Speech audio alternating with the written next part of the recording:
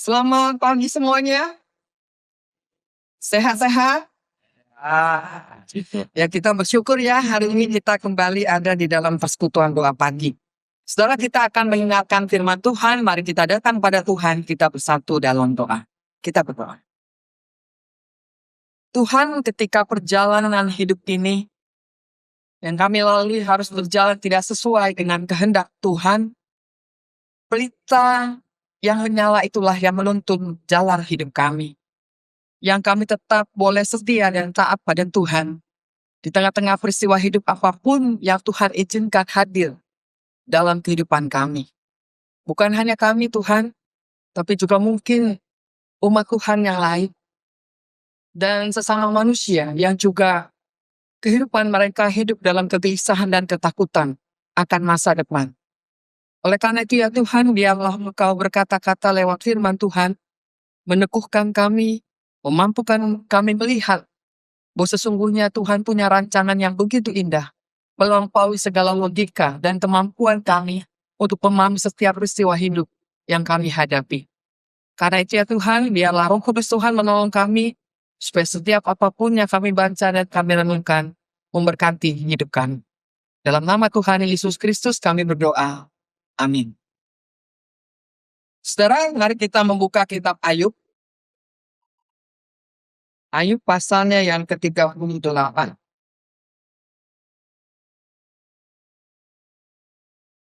Ayat 22 sampai 38. Ayub 38, ayat 22 sampai 38. Walaupun mungkin saya memakai TB2, nanti kita bersautan. Bapak Ibu membaca yang TB1, saya baca ayat genap, Bapak Ibu baca ayat ganjil ya. Nggak apa-apa ya, kita Alkitabnya berbeda. Yang penting makna dan maksudnya sama ya. Dari Ayub 38 ayat 22 sampai 38,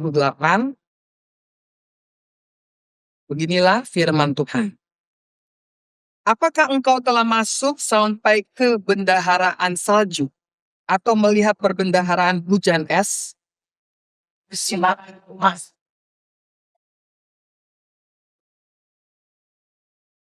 Di manakah jalan ke tempat terang berpencar, ke tempat angin timur tersebut di atas bumi, tersebar di atas bumi?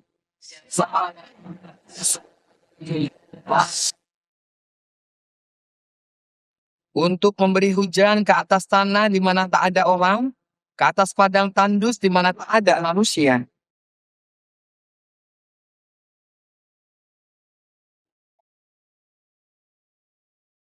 Apakah hujan itu berayah? Atau siapakah yang menyebabkan lahirnya tetesan embun?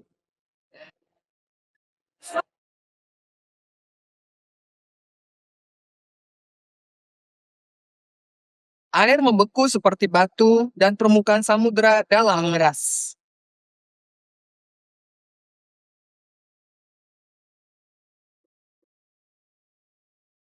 Dapatkah engkau menerbitkan rasi bintang pada waktunya dan memimpin bintang hidup dengan pengiring-pengiringnya?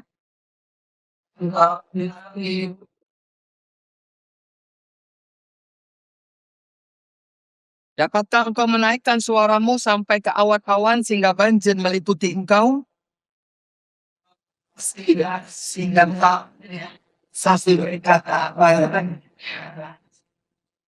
Siapa menaruh hikmat dalam awan-awan atau siapa memberikan pengertian pada gumpalan minggu?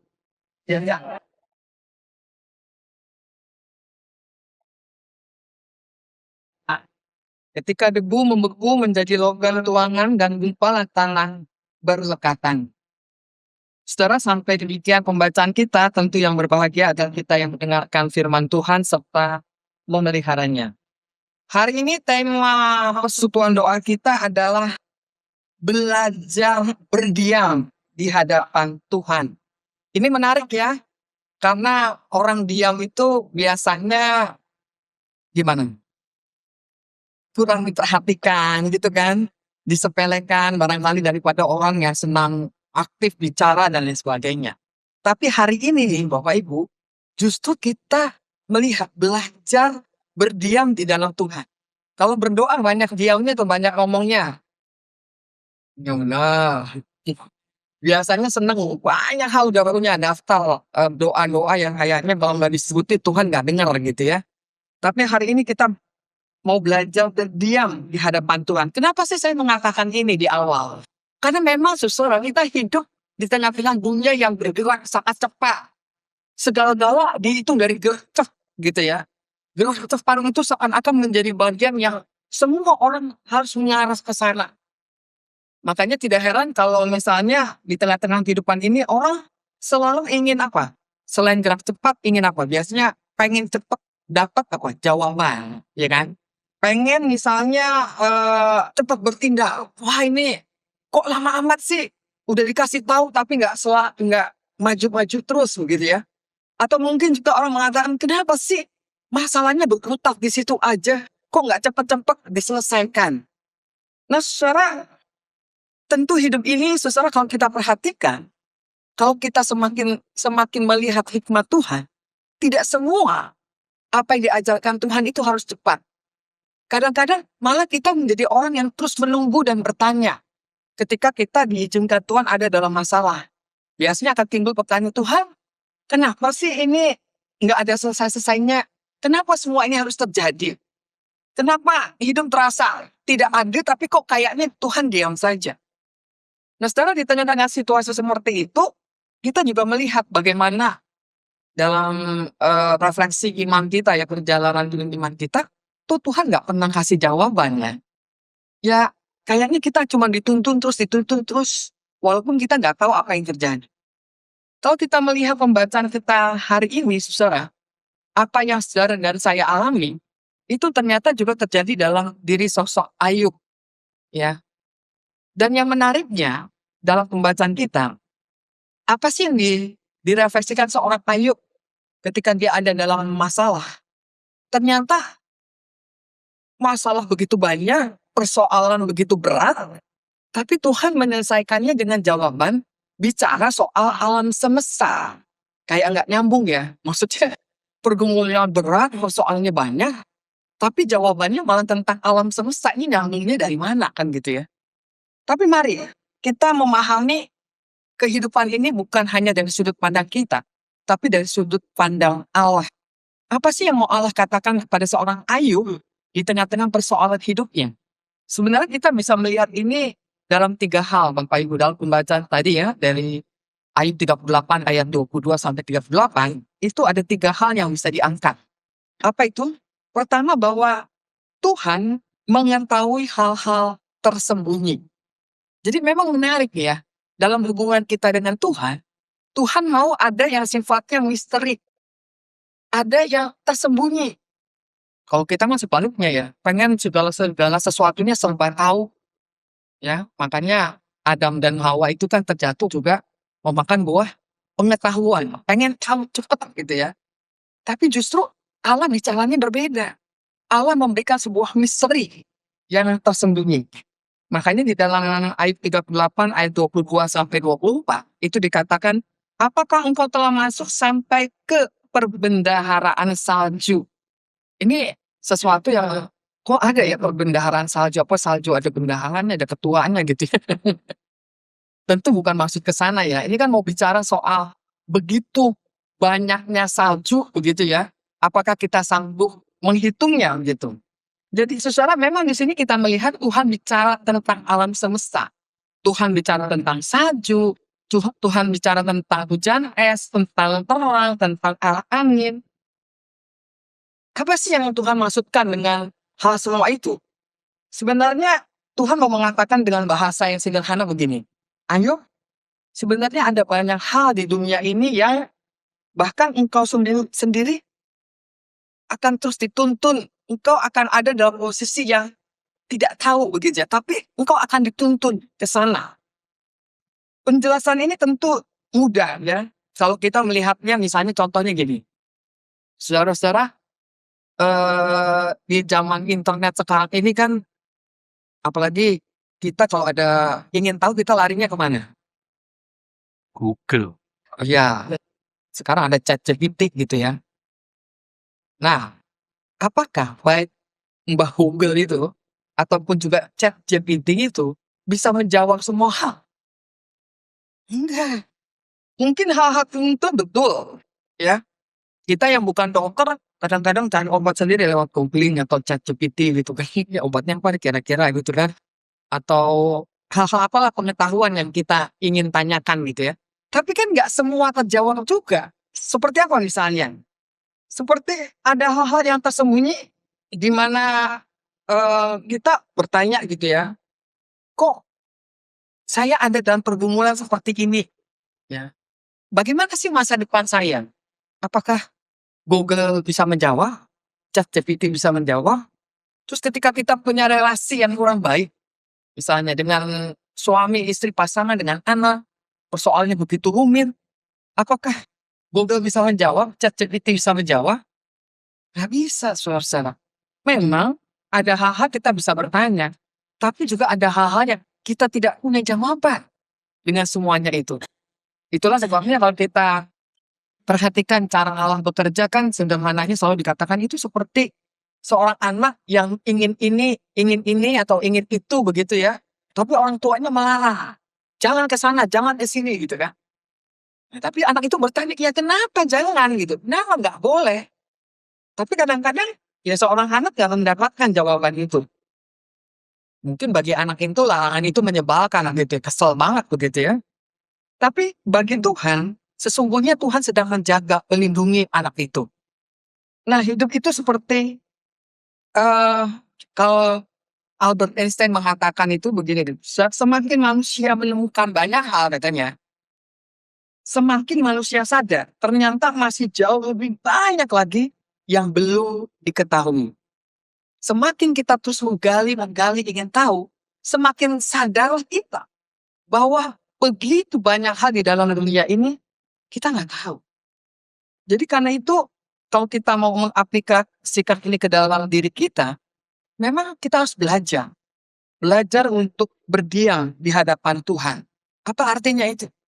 Artinya adalah bahwa kita menerima segala sesuatu yang kadang-kadang memang Tuhan belum menjawab.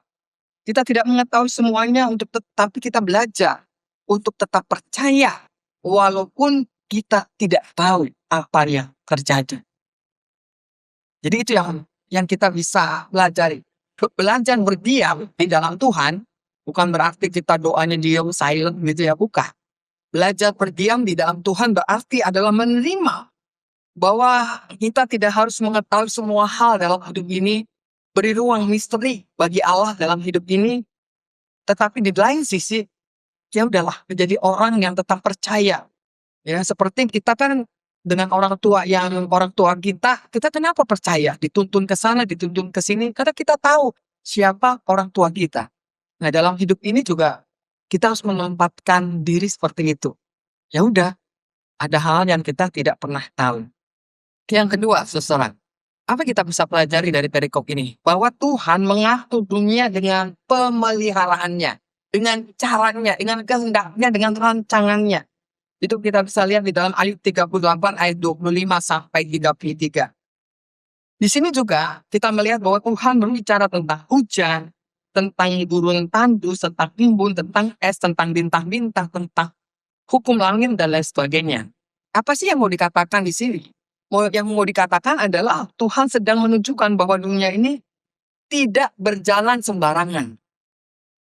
Jadi kalau tadi yang pertama itu kita ada dalam situasi yang misteri, tapi kita dituntun untuk terus percaya pada Dia. Tapi yang kedua, kenapa kita percaya? Karena sesungguhnya walaupun kita tidak tahu apa yang terjadi, tapi kita itu ada dalam pemeliharaan Tuhan. Tuhan sedang menunjukkan bahwa dunia ini tidak berjalan sembarangan atau autopilot gitu ya. Ya kan? Istilah sekarang itu autopilot ya. Katanya pemerintah kita autopilot ya. Ya berjalan sih bangsa ini, negara ini, pemerintah ini, tapi nggak ada arah yang jelas gitu ya. Dalam hidup kita selaku orang percaya, kita tidak pernah mengalami posisi autopilot secara. Nah karena itu, pernahkah kita memikirkan siapa sih yang ngatur hujan nih? Sekarang ini kan nggak bisa diprediksi ya. Alam ini ya, nanti kita pikir kayaknya panas gitu ya. Oh malah hujan deras gitu ya. Ketika kita pikir hujan deras atau kok panas nggak selesai-selesai gitu ya. Jadi siapa yang menjaga bumi ini tetap? Ya kalau kita pikir bagaimana bumi ini bisa mengitari matahari? Setelah bumi mengitari matahari berapa lama? Ayo kembali ke ilmu. Berapa lama? 1 tahun. 1 tahun. 1 tahun loh ya. Umur kita itu cepet banget ya. Itu bumi mengitari matahari ya. Apalagi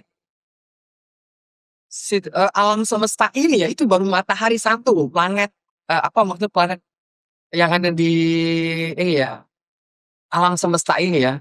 Apalagi alam semesta ini ya, berjuta tahun begitu kan. Tapi kan kita nggak pernah tahu ya, kok bisa Tuhan tuh mengatur keadaan yang begitu luar biasa. Bagaimana bumi itu kalau dekat saja dengan matahari mungkin dia bisa terbakar kan gitu ya. Tapi kalaupun juga dia jauh, mungkin bumi itu bisa membeku. Tapi kok bisa itu ya? Rotasi bumi itu tepat begitu ya. Sehingga manusia di dalam dunia ini tetap bisa hidup, makhluk hidup bisa hidup. Itu kan kalau bukan keajaiban Tuhan yang mengatur segala halnya itu. Rasanya sulit kita bisa memahami cara Allah mengatur kehidupan ini. Dan itu tentu bukan terjadi secara kebetulan ya. Ada tangan Tuhan yang melihat. Dan yang menarik dari ayat ini juga, saudara-saudara, Tuhan berkata bahwa hujan turun bahkan di padang gurun yang tidak berpenghuni. Itu kan di luar dalam kita. Kok bisa ya hujan itu turun di daerah yang gersang, yang panas begitu ya. Artinya Tuhan bekerja bahkan di tempat-tempat yang tidak dilihat siapa-siapa. Tapi itu terjadi untuk mengatur dunia ini. Dan ini penting karena banyak orang berpikir kalau saya tidak melihat perubahan yang terjadi, berarti Tuhan tidak bekerja. Dengan mata terbatas kita seringkali sok tahu. Jangan-jangan Tuhan kok diam-diam aja ya? Kok dalam situasi seperti ini ada urusan perang terjadi nggak beres-beres? Kok Tuhan kayaknya diam aja ya? Kok Tuhan nggak mengatur ya?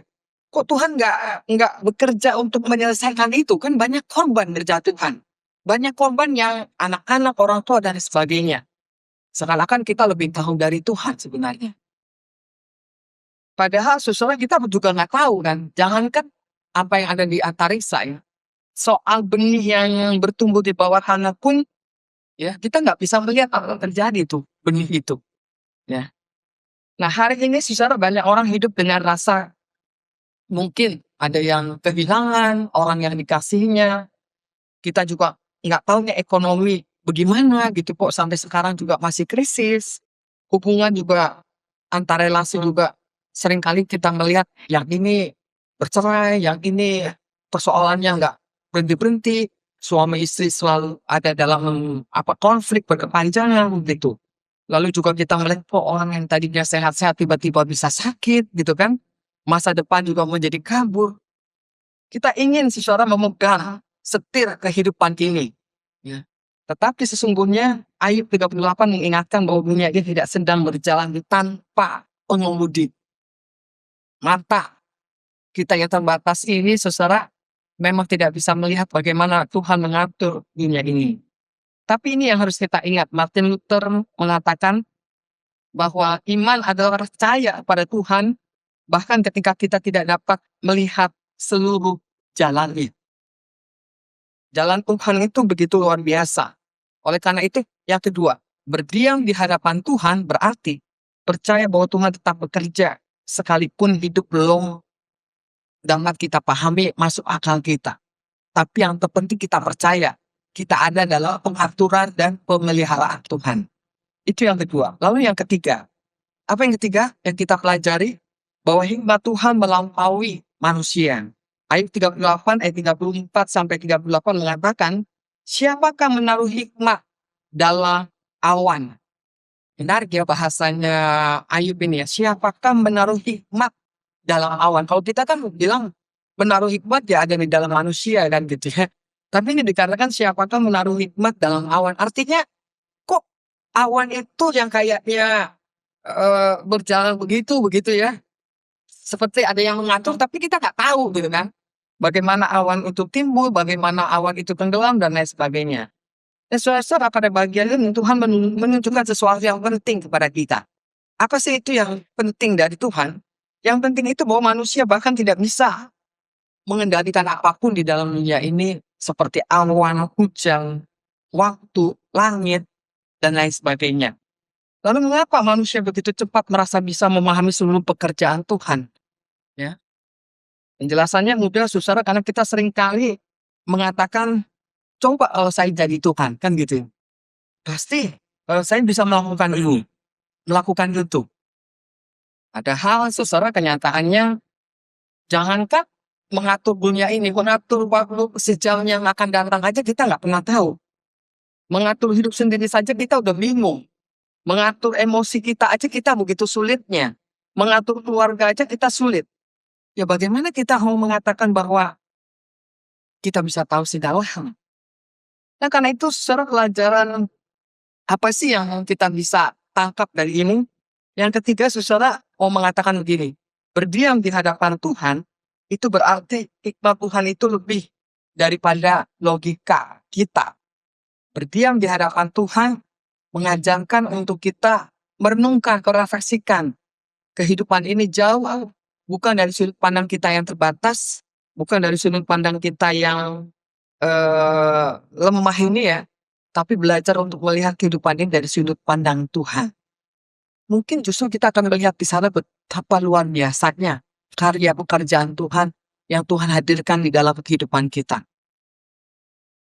Nah karena itu kalau kita melihat contohnya, saudara, itu ketika kita melihat bagian, kalau misalnya Bapak Ibu, ibu-ibu nih terutama ya, senang pekerjaan yang Kristik tahu ya, Kristik ya yang suka pakai benang itu kan. Ya. Itu kan kalau kita lihat rupanya, misalnya gambar gereja, apa kan bagus ya. Tapi kalau dibalik apa? Kosong gitu ya. Diikat sana, diikat sini, benangnya juga nggak karuan, kayaknya jelek amat gitu ya. Tapi dibalik, ketika dibalik, ih, bagus banget begitu. Nah, saudara, kita nggak pernah tahu nih dengan dunia sekarang ini kan. Dunia yang dimana begitu cepat dengan teknologinya, manusia saling membunuh. Bahkan sekarang Elon Musk yang terbaru ya, ikutin berita nggak Elon Musk? Itu mengatakan bahwa manusia itu sekarang bisa dengan akalnya mengatur ya. Kalau ini kan manusia sekarang tuh masih akalnya tapi pakai tindakan segala macam gitu ya. Kalau Elon Musk ini udah nanti katanya lewat pikiran aja ya, apa yang dilakukan manusia itu bisa terjadi gitu. Ini kan kita berpikir, waduh ini udah ngelampaui Tuhan atau bagaimana gitu ya. Ini Tuhan kok kenapa diam aja gitu kan. Kok kayaknya seakan-akan ya itu tadi yang saya bilang, kok kayak autopilot gitu kan. Dengan dunia yang sekarang ini kan. Perang nggak ada habis-habis, ekonomi saling sikut menyikut, negara-negara besar Amerika, China, Rusia gitu kan, ya udah saling mau menguasai gitu ekonomi begitu ya. Terus pemerintah kita juga bilangnya dolar apa tuh?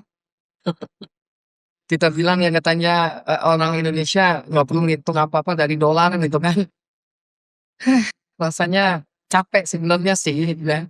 Tapi kembali kalau kita menghayati betul apa yang ada di dalam kitab Ayub ini, saudara, walaupun segala sesuatu berjalan tidak seperti harapan, ekspektasinya kita, tapi yang terpenting bahwa kita percaya bahwa kita ini tidak dipimpin dalam autopilot. Tuhan mengatur kok segala sesuatunya. Karena itu apa yang kita harus bawa pulang nih dalam kehidupan kita hari ini? Ada 3 hal Bapak Ibu. Pertama, ketika kita ada dalam situasi yang begitu lelah, capek, terus mempertanyakan Tuhan dengan segala hikmat dan rancangannya bagi kita. Apa yang kita bisa bawa pulang? Ada 3 hal. Pertama adalah kita harus belajar berdiam. Berdiam berarti menerima bahwa ada hal yang belum mampu kita pahami. Betul, capek sih, pengen tahu sih. Tapi biarlah kita belajar minta sama Tuhan, Tuhan ajarkan saya untuk tetap percaya akan rancangan Tuhan.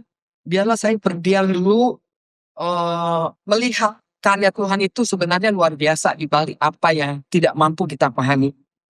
Ya, karena sekali lagi tidak semua pertanyaan hidup itu langsung dapat jawabannya. Yang kedua, berdiam itu berarti percaya Tuhan ini sedang memegang kendali hidup kita. Tuhan sedang berkarya dengan caranya.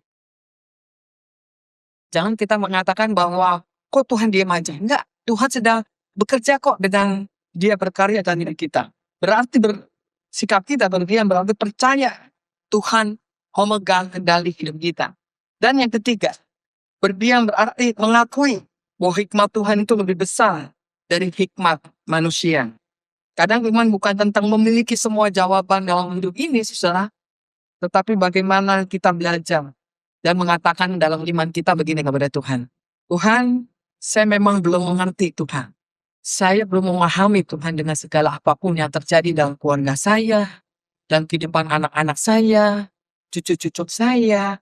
Tapi saya mau memilih apa? Memilih apa, Bapak Ibu? Memilih apa? Memilih percaya. Memilih percaya. Saya tidak memahami semua ini Tuhan, tapi saya mau memilih percaya. Karena saya percaya hidup saya bukan dipimpin oleh autopilot yang tidak tahu arah, tapi saya dipimpin oleh Tuhan yang senantiasa dengan kasih dan rancangannya memberikan damai sejahtera dan bukan rancangan kebinasaan. Amin. Mari saudara kita bersatu dalam doa. Tuhan, di tengah-tengah hiruk pikuknya dunia ini, begitu banyak suara komentar tentang apa yang terjadi dengan dunia ini. Ketika kami pun juga terbawa arus dengan pikiran-pikiran komentar para ahli ekonomi, ahli politik, dan segala hal yang mungkin disadari atau tidak masuk dalam pikiran dan hati kami. Yang kadang-kadang membuat kami ciut, kadang-kadang membuat kami gelisah, kadang-kadang membuat kami seakan-akan putus asa dengan apa yang terjadi di hadapan kami. Hari ini Tuhan, lewat apa yang Tuhan ajarkan dalam kehidupan seorang Ayub, yang kehidupannya penuh dengan segala penderitaan, kehilangan anak, kehilangan istri, kehilangan kesehatannya. Bahkan mungkin saat itu Ayub merasa kehilangan masa depannya. Justru Tuhan mengajak Ayub untuk melihat alam semesta ciptaan Tuhan yang diatur sedemikian luar biasanya. Kami tidak mengetahui bagaimana hujan itu diatur oleh Tuhan, awan yang berarak itu diatur oleh Tuhan, bagaimana benda-benda langit itu, matahari, bulan, dan planet-planet yang lain bisa diatur sedemikian rupa sehingga dunia ini bisa teratur dan tertib. Kami tahu Tuhan, semua itu bukan terjadi karena autopilot. Itu terjadi karena ada karya Tuhan di dalamnya. Oleh karena itu, biarlah ini menjadi bagian yang kami hidupi dalam iman kami ketika kami merefleksikan kehidupan kami masing-masing, Tuhan. Dalam kehidupan keluarga kami yang kadang-kadang juga kami begitu lelah, begitu capek, begitu ingin berhenti dan berputus asa. Tuhan, mari berikan kami semangat kembali untuk boleh melihat bahwa sesungguhnya Tuhan sedang berkarya dalam hidup kami, menuntun dari setiap waktu lepas waktu yang kami jalani. Berikan kami juga hikmat Tuhan, supaya di tengah-tengah setiap pergumulan, persoalan yang kami hadapi, justru kami dipakai Tuhan untuk boleh menjadi alat kesaksian bagi orang-orang yang lemah imannya, yang tidak punya lagi pengharapan, supaya mereka bisa melihat sosok-sosok kami yang kuat menghadapi setiap tantangan-tantangan hidup yang ada. Oleh karena itu Tuhan berkati juga Gereja GKI Surya Utama, terutama khususnya persekutuan doa ini, menjadi kekuatan bagi gereja Tuhan untuk terus memberi ruang doa dalam persekutuan kami dengan Tuhan, supaya di setiap pergumulan apapun yang kami hadapi dalam kehidupan keluarga kami masing-masing, gereja Tuhan, bangsa, dan dunia ini, semuanya ada dalam kendali dan rancangan Tuhan. Tuhan, terima kasih untuk semuanya ini. Inilah seluruh doa kami yang hanya kami naikkan dalam nama Tuhan Yesus Kristus. Amin.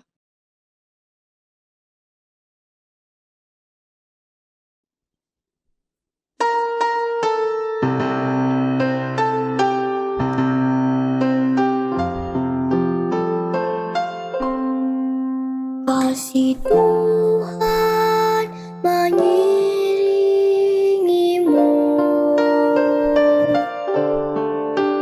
dan sayapnya melindungi.